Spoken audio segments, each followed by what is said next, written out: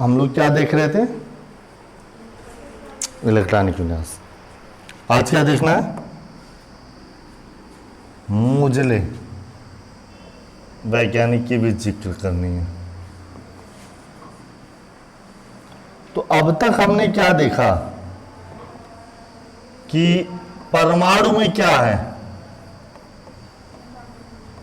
पहले तो परमाणु में एक केंद्र है। इस केंद्र को क्या कहते हैं? नाभिक कहते हैं। कौन से सन में नाभिक की खोज हुई थी? 1911 में क्या प्रोटॉन की खोज हुई थी? तब क्या समझा जाता था कि नाभिक क्या है? नाभिक धनावेशित है। 1911 में इलेक्ट्रॉन की खोज हो गई थी क्या? तो इसलिए क्या समझा जाता था? इस नाभिक धनावेशित के चारों ओर इलेक्ट्रॉन क्या कर रहे हैं? रदरफोर्ड का जो एक्सपेरिमेंट था और रदरफोर्ड का जो मॉडल था वो कब खोजा गया था? दोनों 1911 में ही। हाँ, लगभग उसी के आसपास रहा। फिर 1919 क्या खोज हुई? प्रोटॉन की। उस समय क्या थ्योरी थी कि नाभिक किससे मिलकर बना हुआ है? नाभिक किससे मिलकर बना हुआ है? किससे मिलकर बना हुआ है? प्रोटॉन से। और इलेक्ट्रॉन कहाँ है? मान लो ना, प्रोटॉन यहां है, इस तरीके से नाभिक में है, ये है,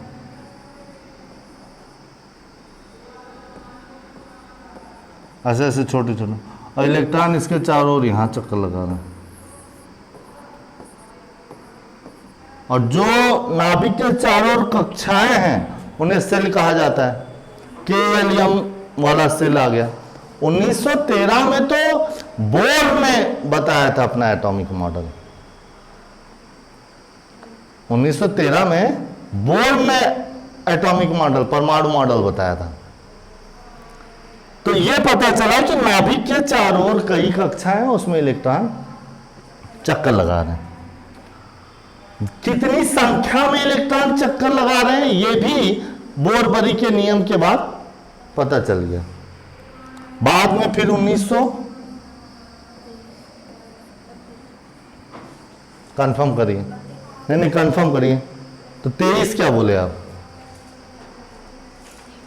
हैं? किसकी खोज हुई? चेडविक ने बताया कि सब बातें सही हैं, बस नाभिक में आप जो कह रहे हो कि केवल प्रोटॉन है, नहीं, न्यूट्रॉन भी है।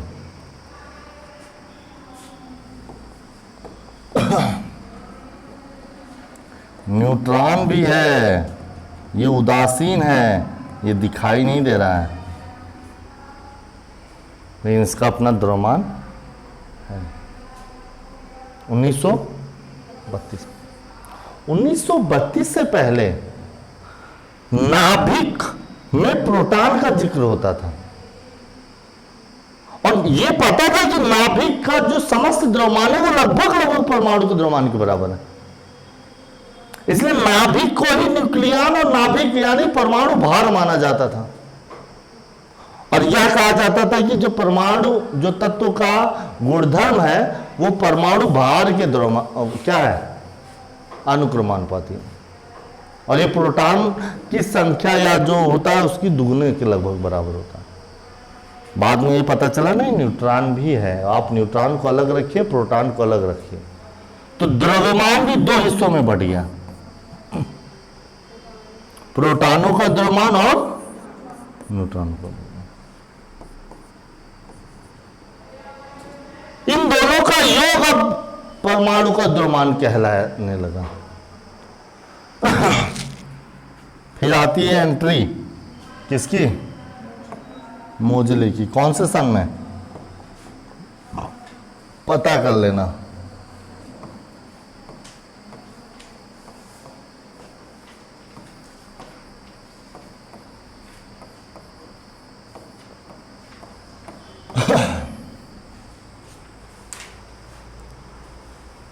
इन्होंने बताया किसी तत्व में स्थित प्रोटॉनों की संख्या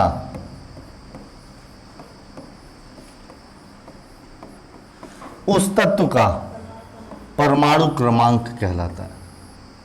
और इन्होंने उस अवधारणा को भी तोड़ दिया कि तत्व का जो गुणधर्म है वो किस पर डिपेंड करता है, परमाणु भार पर नहीं डिपेंड करता। किस पर निर्भर करता है? परमाणु क्रमांक पर निर्भर करता है। न्यूट्रॉनों की संख्या पर निर्भर नहीं करता, प्रोटॉनों की संख्या पर निर्भर करता है। हाइड्रोजन हाइड्रोजन क्यों है? क्योंकि उसके पास एक प्रोटॉन है। कार्बन कार्बन क्यों है? क्योंकि उसके पास 6 प्रोटॉन है। ऑक्सीजन ऑक्सीजन क्यों है? क्योंकि उसके पास 8 प्रोटॉन है। आयरन आयरन क्यों है? क्योंकि इसके पास 26 प्रोटॉन है। गोल्ड गोल्ड क्यों है? क्योंकि इसके पास 79 प्रोटॉन है। आयरन को टच करने वाला जो पत्थर है जिसका नाम क्या है? पारस पत्थर, जो लोहे को टच करने से लोहे को किस में बदल देता है। यानी कि पारस पत्थर की जो थ्योरी है वो पॉसिबल है कि जिसके पास जो जितना प्रोटॉन होगा भैया उसी हिसाब से वो परमाणु कहलाएगा, वही तत्व कहलाएगा। अब पारस पत्थर हो सकता है एक ऐसी युक्ति हो जो प्रोटॉन देने का काम करती हो, और इसको इतना प्रोटॉन दे दे कि कितना मिल जाए, कितना हो जाए 79, इसके लिए प्लस 53 प्रोटॉन दे दें, तो ये लोहा किसमें चेंज हो जाएगा? क्योंकि हर एक तत्व वो तत्व इसलिए है क्योंकि उसके पास उतना प्रोटॉन। हाइड्रोजन इसलिए उसके पास कितने प्रोटॉन है? हीलियम हीलियम इसलिए क्योंकि उसके पास कितने प्रोटॉन है? 2। समझ में आया कि नहीं आया? तो किसी भी तत्व की पहचान उसके परमाणु क्रमांक से होती है, और उस तत्व में उपस्थित प्रोटॉनों की संख्या उस तत्व की क्या कहलाती है? परमाणु क्रमांक कहलाती है। अब आता है जो है दूसरे शब्दों में कहें तो परमाणु क्रमांक से ही प्रोटॉन की संख्या भी ज्ञात होती है।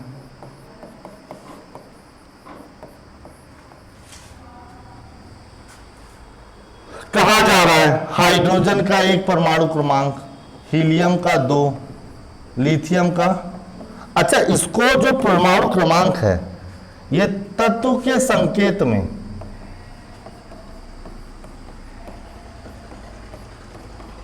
कहा नीचे लटकता है।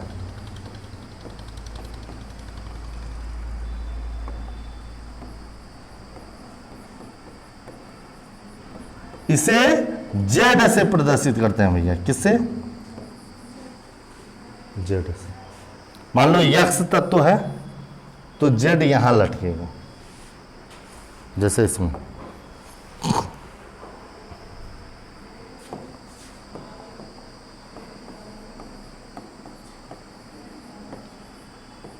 सब याद होना चाहिए। Hydrogen, helium, lithium, beryllium, boron, carbon, nitrogen का, ऑक्सीजन का, फ्लोरीन, इसी तरीके से 118 तत्वों तक। ठीक? और ये सभी संख्या परमाणु क्रमांक को बता रही है, साथ ही साथ में किसको बता रही है? तो अगर किसी ने पूछा कार्बन के पास कितने प्रोटॉन है, आप कहेंगे सर 6 है। कितने? अगर फ्लोरीन के पास पूछा तो कितने बताएंगे? सर कितने हैं? 9 है। क्लियर? एक और बात, प्रोटॉनों की संख्या के ही बराबर इलेक्ट्रॉन की संख्या होती है। ये गलत बात है, गलत बात मत बोलिए। किसकी होती है? आपने किसका कहा? गलत बात है, गलत बात मत बोलिए। तो अगर किसी के पास जितना प्रोटॉन होगा उतना ही क्या होगा? कितना होगा? मान लो 12 mg है, तो बताइए इसके बाद कितने प्रोटॉन? 12। तो 12 परमाणु क्रमांक है। ये किसको बता रहा है?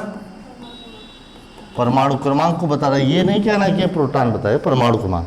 परमाणु क्रमांक जितना होगा उतना ही क्या होगा, और प्रोटॉन जितना होगा उतना ही क्या होगा, इलेक्ट्रॉन होगा। बात समझ आई? पक्का 100%। एक तत्व का नाम लीजिए किसी भी।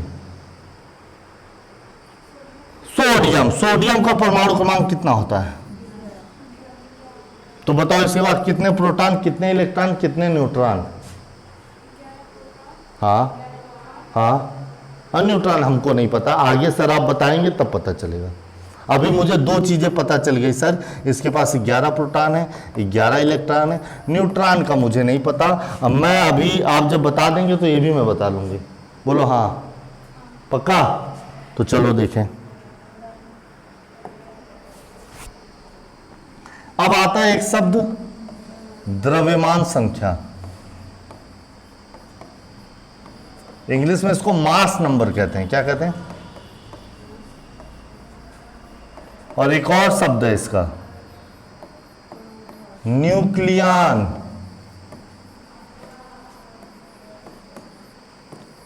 संख्या।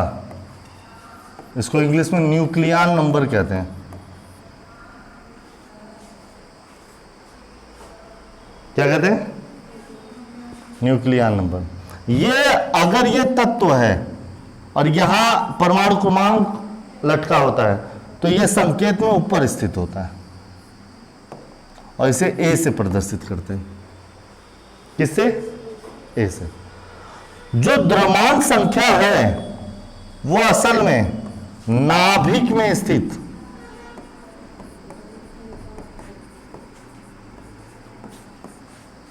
कणों की संख्या को बताता है।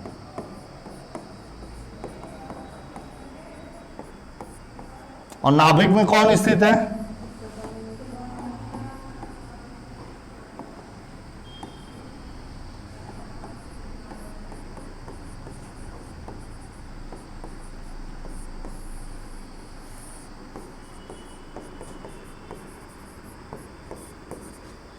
समझे? समझे? ऐसे कहां प्रदर्शित करते हैं? कहां? ऊपर। ये ध्यान देना। नीचे क्या प्रदर्शित करते हैं? Zn।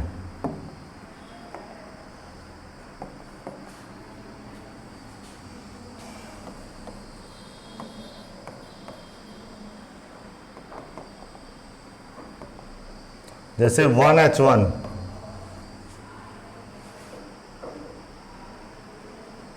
अच्छा मुझको ये बताइए कि ये जो Zn है, A है, ये किसके बराबर होगा?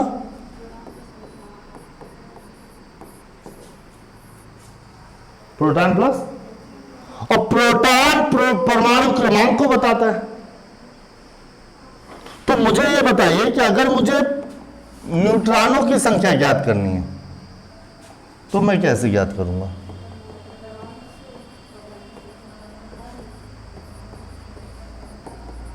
आप कहेंगे सर ए में पी घटा दीजिए, ए माइनस, तो क्या आ जाएगा?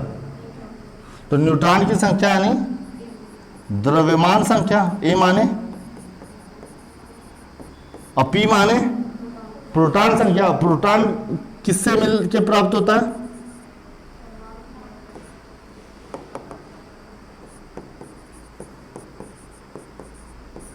किससे प्राप्त होता है? तो द्रव्यमान संख्या माइनस ऊपर लटकने वाली संख्या माइनस आ गया न्यूट्रॉन। अब अगर किसी ने हमसे पूछा कि बताइए 1H1 में कितने प्रोटॉन, तो मैं बताऊंगा जो नीचे लटक रही है संख्या वो प्रोटॉन, उतना ही इलेक्ट्रॉन, और न्यूट्रॉन ज्ञात करने के लिए ऊपर में से एक घटा दीजिए। नहीं समझ में आया? अगला देखिए 2He4,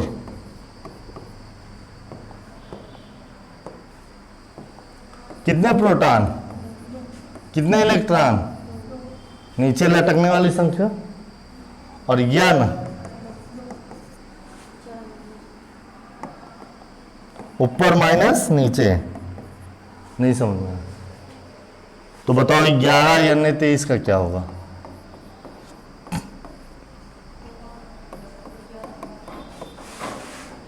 इलेक्ट्रॉन और न्यूट्रॉन, 23 माइनस 11 यानी, बोलो समझ में आया कि नहीं आया? सुमित नहीं आया? पूछ रहा हूं, आप बताना। 19 के 39 कितने प्रोटॉन? सुमित कितने प्रोटॉन? सुमित कितने प्रोटॉन?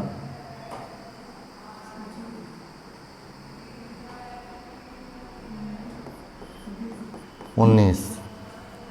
प्रोटॉन कितने? इलेक्ट्रॉन कितने? 19। और न्यूट्रॉन कितने? 39 में से 19 घटा दीजिए। समझ में आया कि नहीं आया? कोई दिक्कत? अब आता है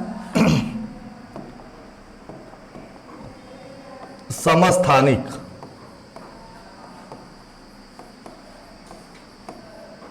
आइसो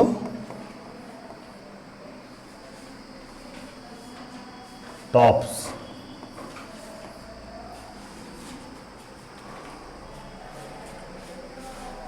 अब देखा गया कि कुछ ऐसे तत्व हैं जिनके पास परमाणु क्रमांक तो सेम है, प्रोटॉनों की संख्या सेम है, लेकिन न्यूट्रॉनों की संख्या अलग अलग है। जैसे समस्थानिक क्या होता है? परमाणु क्रमांक समान, किंतु परमाणु भार या द्रव्यमान संख्या जो भी कहिए,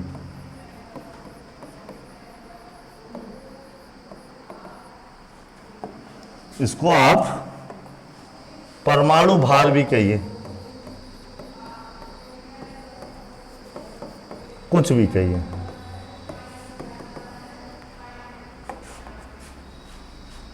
तो परमाणु क्रमांक समान लेकिन द्रव्यमान संख्या भिन्न, परमाणु भार ऐसे क्या कहलाते हैं? आइए देख लेते हैं एक एक करके कितने समस्थानिक हैं। हाइड्रोजन का 3 समस्थानिक,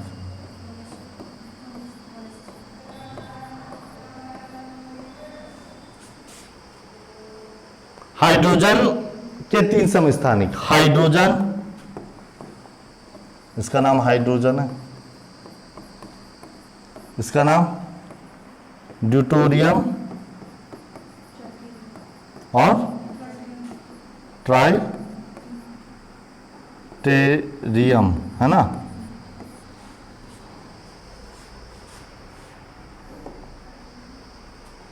तो हाइड्रोजन के कितने समस्थानिक है? इसके पास कितने प्रोटॉन, कितने इलेक्ट्रॉन, कितने न्यूट्रॉन? इसके बाद कितने प्रोटॉन, इलेक्ट्रॉन, न्यूट्रॉन? इसके बाद कितने प्रोटॉन, कितने इलेक्ट्रॉन, कितने न्यूट्रॉन? बोलो हाँ है ना? हाँ तो 2 लिखे ना, मैंने कहा मना किया, लिखिए। इसका मतलब इसका जो नाभिक होगा उसमें 1 proton 0 electron, 1 proton 0 neutron, electron तो उसके चारों ओर चक्कर लगाएगा। इसका जो नाभिक होगा उसमें 1 प्रोटॉन 1 न्यूट्रॉन 2 और उसके चारों इलेक्ट्रॉन चक्कर लगाएगा। और इसमें 1 प्रोटॉन 2 न्यूट्रॉन और उसके चारों ओर इलेक्ट्रॉन चक्कर लगाएगा। इसी तरीके से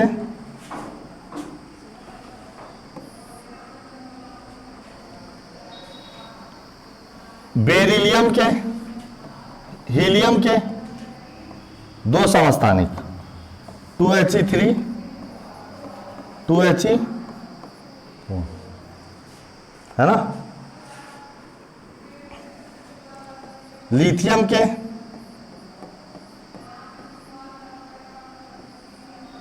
2 समस्थानिक, 3Li6 3Li,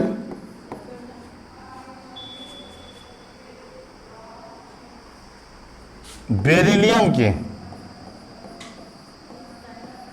4b8 4b, boron के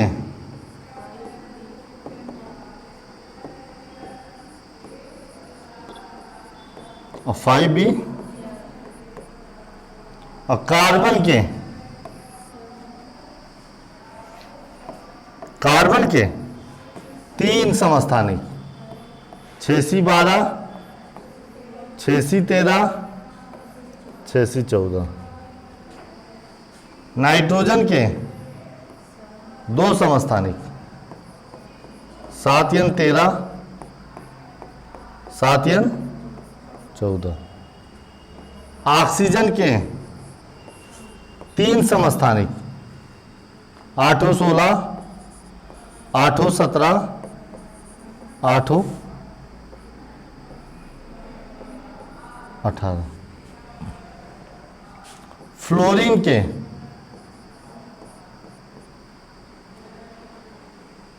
9F18, 9F,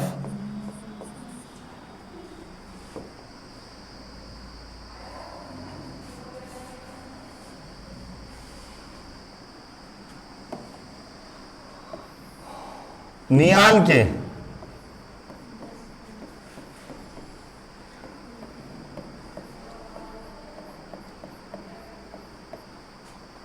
सोडियम के 2,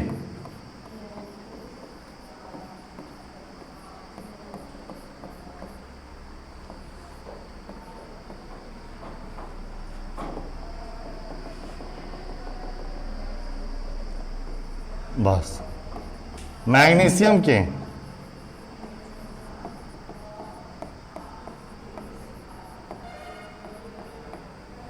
एल्युमिनियम के 1,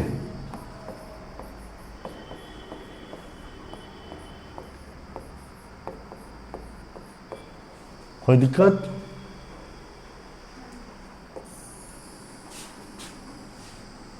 सिलिकॉन के 1,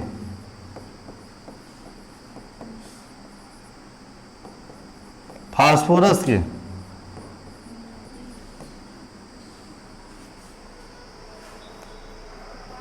सल्फर के 1,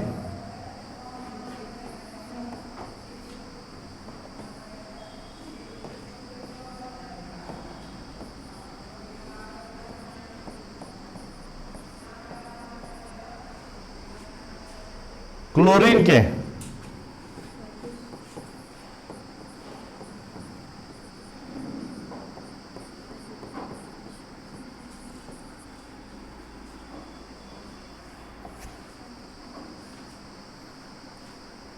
आर्गन के 1,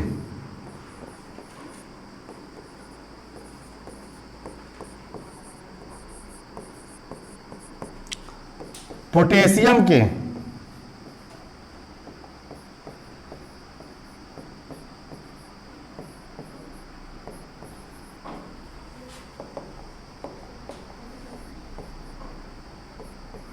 ठीक।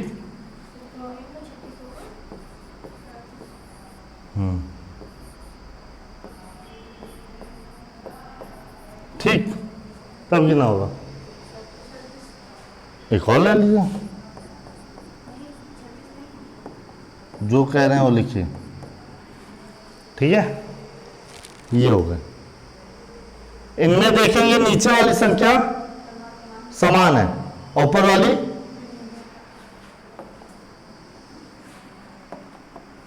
अगली हेडिंग आती है संभाविक। इसमें क्या होता है?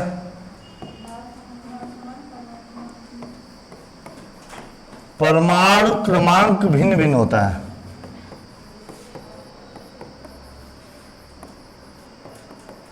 लेकिन परमाणु भार समान होता है। अब इसमें परमाणु क्रमांक भिन्न भिन्न है लेकिन परमाणु भार समान है। एग्जाम्पल बताइए। तो पहला एग्जाम्पल ढूंढिए। देखो 1H और 2He,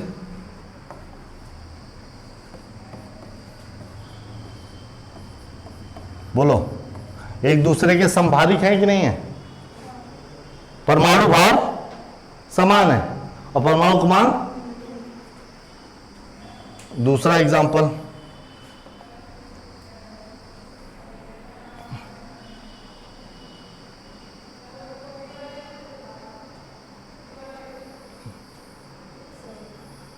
कौन कौन?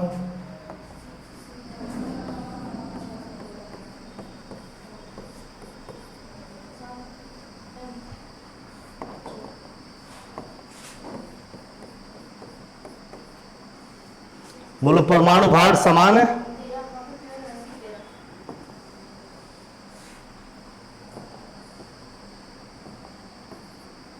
बोलो परमाणु भार समान है और परमाणु क्रमांक। और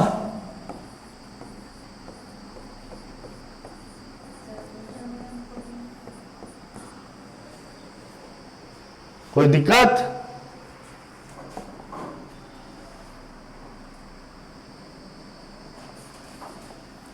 जो ER है ना, इसका भी 39 होता है।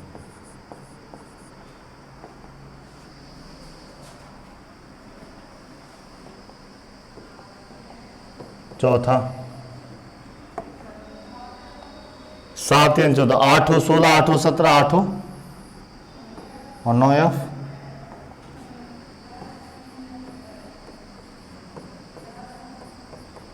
कोई दिक्कत? आगे बोलिए।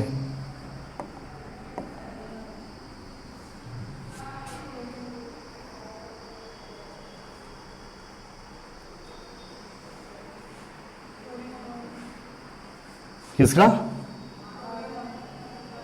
कहा फ्लोरीन और क्या बात कर रहे हैं? फ्लोरीन? अच्छा,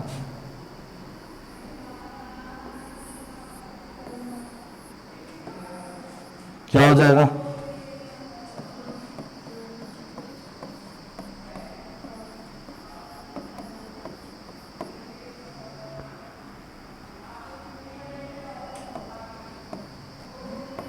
अभी केवल 36 लिखते हैं और ये अलग से होगा।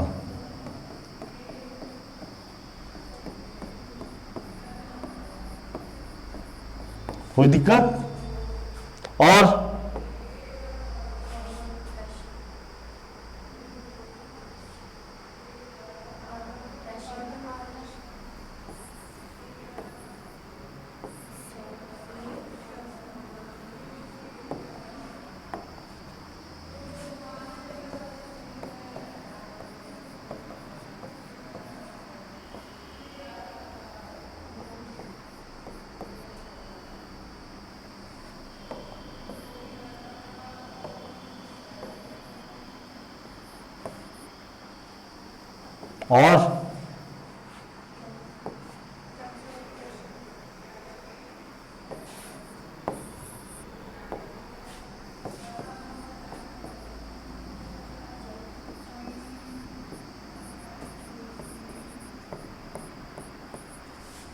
ठीक।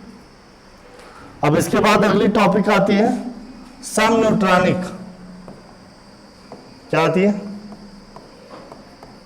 क्या आती है? इसमें क्या होगा? परमाणु क्रमांक भिन्न भिन्न और परमाणु भार भिन्न भिन्न और न्यूट्रॉन की संख्या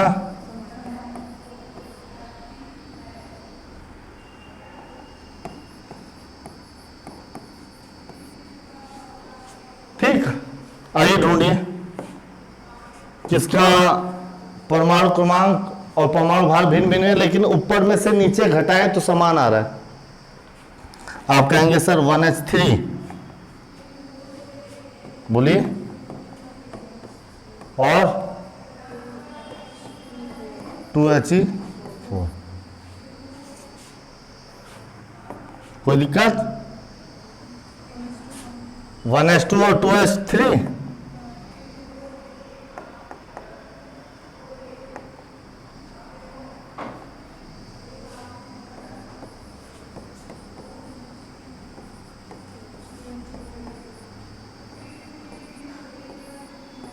और3Li7 और 4B8, 4B9 और 5B10, बोलिए 6C12 और 5B11, 6C13 और या 6C14 और 7N13, नहीं इसका और इसका कनेक्शन है, 6 का अंतर है ना। ठीक, तो ये था आपका सम न्यूट्रॉनिक। इसके और भी एग्जाम्पल ढूंढ के लिख लीजिएगा। आज के लिए बस इतना ही, आगे कल take care, all the best.